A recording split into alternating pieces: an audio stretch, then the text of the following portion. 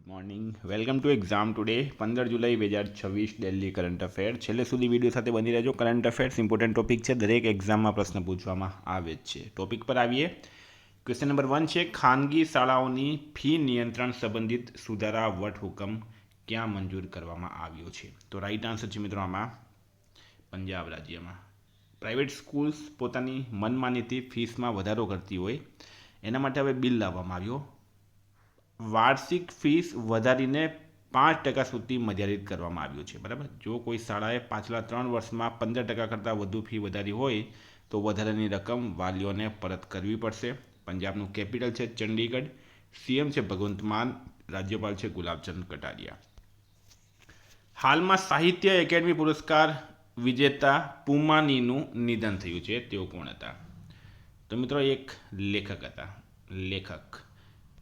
અવસાન પામેલા સાહિત્ય એકેડમી પુરસ્કાર વિજેતા પુમાની પ્રખ્યાત તમિલ નવલકથાકાર અને વાર્તાકાર હતા, જેમને 2014માં અગ્નાડી નવલકથા માટે સાહિત્ય એકેડમી પુરસ્કાર મળ્યો હતો. સ્ટારમાં કરજો, 2 પ્રશ્નો તમારા અહીંયા ક્લિયર થઈ ગયા છે. હાલમાં વિમ્બલ્ડન ટેનિસ ટુર્નામેન્ટમાં પુરુષ સિંગલ્સ ખિતાબ કોણે જીત્યો છે? વિમ્બલ્ડન ટેનિસ ટુર્નામેન્ટમાં પુરુષ સિંગલ્સનો ખિતાબ કોણે જીત્યો? તો રાઈટ આન્સર છે મિત્રો આમાં જેનિક સિનર. ઘણી જગ્યાએ એને યાનિક સિનર પણ કહેવામાં આવે છે. બરાબર, નામ એમનું જેનિક સિનર પણ છે ને યાનિક સિનર પણ કહી શકો ઇંગ્લિશ પ્રોનાઉન્સન્સ પ્રમાણે. તો વિજેતા છે જેનિક સિનર અને ઉપવિજેતા છે મિત્રો એલેક્ઝાન્ડર જ્વેરેવ. જેનિક સિનર ઇટાલીના છે, એલેક્ઝાન્ડર જ્વેરેવ જર્મનીના છે અને વિમ્બલ્ડનનું આયોજન મિત્રો લંડન બ્રિટન ખાતે થયું હતું.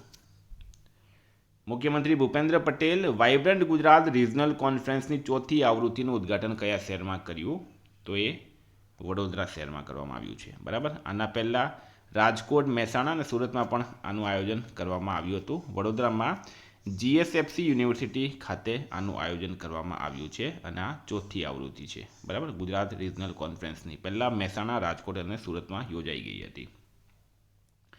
વિદ્યાર્થી મિત્રો, જે પણ કંડક્ટરની તૈયારી કરી રહ્યા છે, એક્ઝામ ટુડે એપ્લિકેશનમાં કંડક્ટરનો પૂરો સિલેબસ અપડેટ થવાનો ચાલુ થઈ ગયો છે. અત્યારથી મિત્રો એપ્લિકેશન ડાઉનલોડ કરો અને સબસ્ક્રિપ્શન લઈ લો. બરાબર, એક વખત પેમેન્ટ કરવાથી પૂરેપૂરો સિલેબસ આવી જશે કંડક્ટરનો. એમાં કંડક્ટરને લગતી GSRTCને લગતી બરાબર સંપૂર્ણ માહિતી સાથે કંડક્ટરનો જે સ્પેસિફિક કોર્સ છે એ પણ તમને મળશે ટેસ્ટ સિરીઝ પ્રમાણે. સાથે ગુજરાતનો ઇતિહાસ, સંપૂર્ણ computer, current affair, current affair, Gujarat પાક્ષિક બધું જ એક જ જગ્યાએ મળી જશે. અને એક વખત પેમેન્ટ કરવાથી પૂરેપૂરી એપ્લિકેશનને તમે 1 વર્ષ સુધી યુઝ કરી શકો. સાથે તમને કરંટ અફેર્સની ગુજરાત કરંટ અફેર્સની PDF પણ મળશે. બરાબર, તો GSRTC કંડક્ટર માટે એપ્લિકેશન નીચે આપેલી છે, ડાઉનલોડ કરી લો અને તમારા બીજા મિત્રો જે કંડક્ટરની તૈયારી કરતા હોય એને પણ શેર કરજો. ખૂબ ખૂબ ખૂબ ફાયદો થશે. મિત્રો કિંમત નજીવી કિંમત છે, એકદમ નજીવી કિંમત, ખાલી 499 રૂપિયા. પૂરા વર્ષ સુધી તમે એપ્લિકેશન યુઝ કરી શકો અને CCની એક્ઝામમાં પણ તમને કામ આવશે. કયા રાજ્ય સરકારે 16 ઓગસ્ટને આયુષ્માન દિવસ તરીકે ઉજવવાની જાહેરાત કરી? તો મિત્રો એ કરી છે પશ્ચિમ બંગાળ. પશ્ચિમ બંગાળ સરકાર 16 ઓગસ્ટને આયુષ્માન ભારત દિવસ તરીકે ઓળખશે. બરાબર, અને રાજ્ય સરકારે અગાઉ ઉજવાતા ખેલા હોબે દિવસને બદલે આ નિર્ણય લીધો છે. હવે પશ્ચિમ બંગાળનું કેપિટલ છે કોલકાતા, CM છે શુભેન્દુ અધિકારી અને રાજ્યપાલ છે મિત્રો RN રવિ. પશ્ચિમ બંગાળમાં બ્રેકી બેક્ટેરિયમ નેતાજી નામના બેક્ટેરિયાની એક નવી પ્રજાતિ મળી. પ્રધાનમંત્રી મોદી કોલકાતામાં 3 સ્વદેશી નિર્મિત નૌકાદળના જહાજો INS દુનાગીરી, INS સંશોધન અને INS અગ્નેનું અનાવરણ કર્યું. પશ્ચિમ બંગાળ સરકાર મહિલાઓની સુરક્ષાને મજબૂત બનાવવા માટે દુર્ગા સ્ક્વોડ શરૂ કરી. પશ્ચિમ બંગાળની પરંપરાગત લાકડાની ડીંગી બોટને GI ટેગ મળ્યો. પશ્ચિમ બંગાળ નેવા અપનાવનાર 33મું રાજ્ય બન્યું. આયુષ્માન ભારત પ્રધાનમંત્રી જન આરોગ્ય યોજના લાગુ કરનાર પશ્ચિમ બંગાળ 36મું રાજ્ય બન્યું. અને ઋતુવ્રત બેનર્જી પશ્ચિમ બંગાળ વિધાનસભાના વિરોધ પક્ષના નેતા બન્યા. હાલમાં BJPની સરકાર છે. હાલમાં ભારતનું પ્રથમ હાઈ એલ્ટિટ્યૂડ મેડિસિન અને પબ્લિક હેલ્થ રિસર્ચ સેન્ટર કયા રાજ્યમાં સ્થાપિત થશે? તો મિત્રો એ હિમાચલ પ્રદેશમાં સ્થાપિત થશે. કિલોંગ, લાહૌલ સ્પીતિ જિલ્લામાં એક જગ્યા છે કિલોંગ, ત્યાં થશે. સ્થાપક સંસ્થા છે ICMR. બરાબર, Indian council of medical research. ઉદ્દેશ્ય છે મિત્રો ઊંચાઈવાળા વિસ્તારોમાં થતી આરોગ્ય સમસ્યાઓ, હવામાન પરિવર્તન અને સંબંધિત રોગો અને હિમાલય પ્રદેશના જાહેર આરોગ્ય પર સંશોધન કરવું. હિમાચલનું કેપિટલ છે શિમલા. સીએમ છે સુખવિન્દરસિંહ સુખુ. રાજ્યપાલ છે કવિન્દ્ર ગુપ્તા. હાલમાં પીએમ મોદી દ્વારા ભારતની પ્રથમ હાઇડ્રોજન ટ્રેન ક્યાં લોન્ચ કરવામાં આવશે? રાઈટ આન્સર છે આમાં હરિયાણા ખાતે. તાજેતરમાં પીએમ નરેન્દ્ર મોદી દ્વારા ભારતની પ્રથમ હાઇડ્રોજન સંચાલિત ટ્રેનનું લોકાર્પણ હરિયાણાના જીંદ રેલવે સ્ટેશન પરથી કરવામાં આવશે. આ ટ્રેન જીંદ સોનીપત રોડ પર દોડશે. કેપિટલ છે મિત્રો ચંડીગઢ. સીએમ છે નાયબસિંહ સૈની. રાજ્યપાલ છે પ્રોફેસર અસીમ કુમાર ઘોષ. હાલમાં CSIR Indian institute of chemical technology દ્વારા ભારતની પ્રથમ સ્વદેશી ગ્રીન રેફ્રિજરેન્ટ ટેકનોલોજી ક્યાં વિકસાવવામાં આવી? તો રાઈટ આન્સર છે મિત્રો હૈદરાબાદ ખાતે. CSIR અને Indian institute of chemical technology આ બંનેઓ મળીને હૈદરાબાદ તેલંગાણા ખાતે આની સ્થાપના કરી છે. ભારતની પ્રથમ સ્વદેશી ગ્રીન રેફ્રિજરેન્ટ HFO 1234YF પ્રક્રિયા ટેકનોલોજી છે. આ ઉદ્દેશ્ય છે ઓછી ગ્લોબલ વોર્મિંગ પોટેન્શિયલ GWP ધરાવતા પર્યાવરણ મૈત્રી રેફ્રિજરેન્ટ વિકસાવી HFCનો વિકલ્પ પૂરો પાડવો અને કિગાલી સુધારાના લક્ષ્યોને સમર્થન આપવું.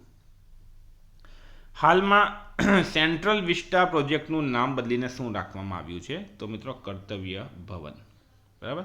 ન્યૂ દિલ્હીમાં કર્તવ્ય પથ કયું છે મિત્રો? તો ઇન્ડિયા ગેટ. બરાબર. અહીંયા ઇન્ડિયા ગેટ છે. અહીંથી માંડીને રાષ્ટ્રપતિ ભવન સુધીનો જે માર્ગ છે એને કર્તવ્ય પથ નામ અપાવ્યું. અને એની આજુબાજુમાં જે મિત્રો આ ભવન બનાવવામાં આવ્યા છે એનું નામ હવે પહેલાં સેન્ટ્રલ વિસ્ટા હતું, હવે કર્તવ્ય ભવન રાખવામાં આવ્યું છે. પ્રોજેક્ટની શરૂઆત ક્યારે થઈ હતી? 2019માં. અમલીકરણની એજન્સી છે મિત્રો સેન્ટ્રલ પબ્લિક વર્ક્સ ડિપાર્ટમેન્ટ અને ડિઝાઇન છે બિમલ પટેલ. પૂરેપૂરું અલગ ડિઝાઇન કરવામાં આવ્યું છે.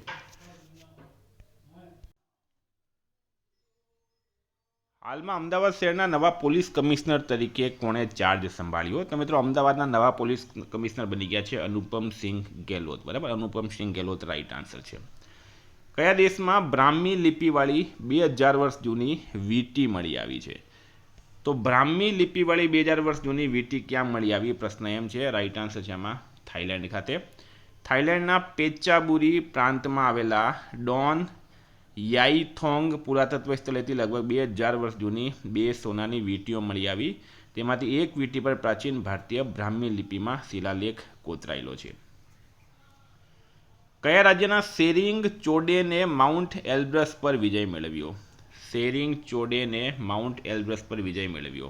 રાઈટ આન્સર છે મિત્રો આમાં સિક્કિમ રાજ્યના. લેડીઝ છે મિત્રો એ. બરાબર.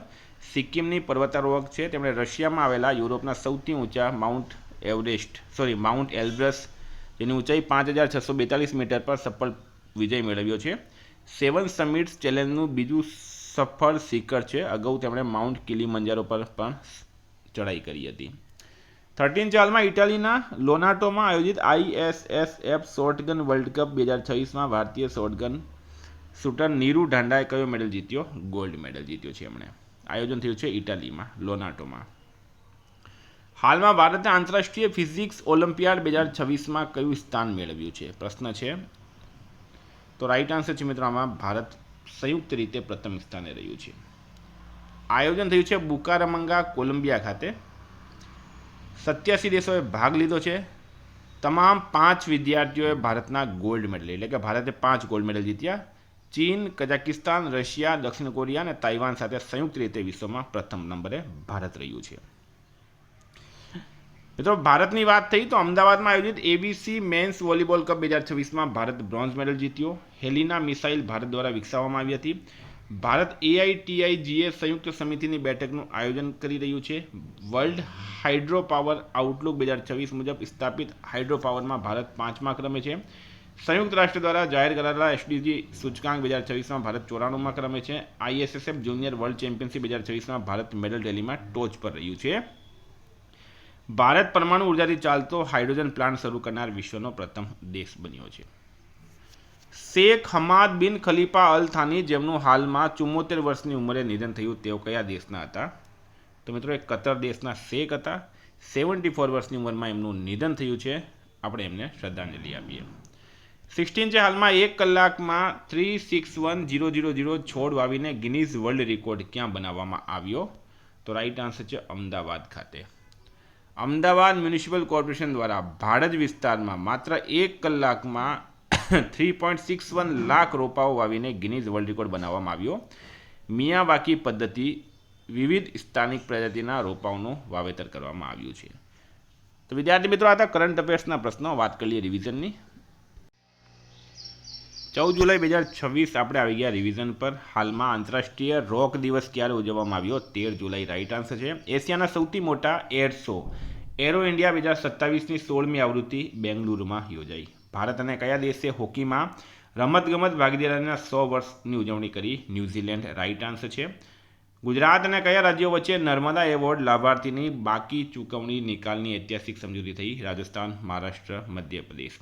વિમ્બલ્ડન ટેનિસ ટુર્નામેન્ટમાં મહિલા સિંગલ્સનો ખિતાબ લિન્ડા નોસ્કોવાએ જીત્યો. વિશ્વની પ્રથમ ઇન્સ્યુલિન દવા અવિકલી, જે અઠવાડિયામાં ફક્ત એક જ વાર લઈ શકાય છે, તે હાલમાં ક્યાં લોન્ચ કરવામાં આવી? ભારતમાં. કયા રાજ્ય સરકારે સમાન નાગરિક સંહિતા પર 9 સભ્યોની નિષ્ણાંત સમિતિની રચના કરી? પશ્ચિમ બંગાળ. કયા રાજ્યનો જન્મદર પહેલી વાર પ્રતિ 1010થી નીચે પહોંચી ગયો? કેરળ. અદાણી ડિફેન્સ અને એરોસ્પેસે હાલમાં દક્ષિણ એશિયાની સૌથી મોટી ખાનગી મિસાઇલ ઉત્પાદન ઇકોસિસ્ટમ ક્યાં સ્થાપવાની જાહેરાત કરી? મધ્યપ્રદેશમાં. કેન્દ્ર સરકાર 2026 to 2035 દરમિયાન ઉડાન યોજના અંતર્ગત કેટલા નવા એરપોર્ટ બનાવશે? 100. IREDAના નવા CMDનો વધારાનો ચાર્જ કોને સોંપવામાં આવ્યો? વિજય મોહંતી. 13 છે AI ફોર ગ્લોબલ કમિશન્સના ભારતીય સદસ્ય બન્યા છે Mukesh Ambani, Sunil Bharti Mittal, Lakshmi Mittal. Butterfly ultimate table tennis season 7નું ઉદ્ઘાટન ગોવામાં થયું. ચીનમાં યોજાયેલી અંડર 23 એથ્લેટિક્સ ચેમ્પિયનશિપમાં ભારતે 16 મેડલ જીત્યા. ભારતનું કયું રાજ્ય જાપાનીઝ માચા ચાનું ઉત્પાદન કરનાર પ્રથમ રાજ્ય બન્યું? આ જાપાનીઝ માચા ચા છે, બરાબર, માચા ચાય. તમે આને કોઈ બીજું નામ નહીં સમજતા. અસમ રાઈટ આન્સર છે. મિત્રો, ગઈકાલે પ્રશ્ન પૂછાયો, ગુજરાતમાં કયા તાલુકામાં ચુડેલ ગામ ચંદનપુર તરીકે ઓળખાશે?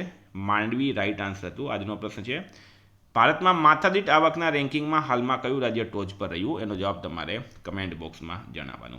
મિત્રો, વોટ્સએપ ટેલિગ્રામની લિંક ડિસ્ક્રિપ્શનમાં છે. PDF માટે 9510411961 પર મેસેજ કરો. Thank you. ફરી મળશું. જય હિન્દ, જય ભારત.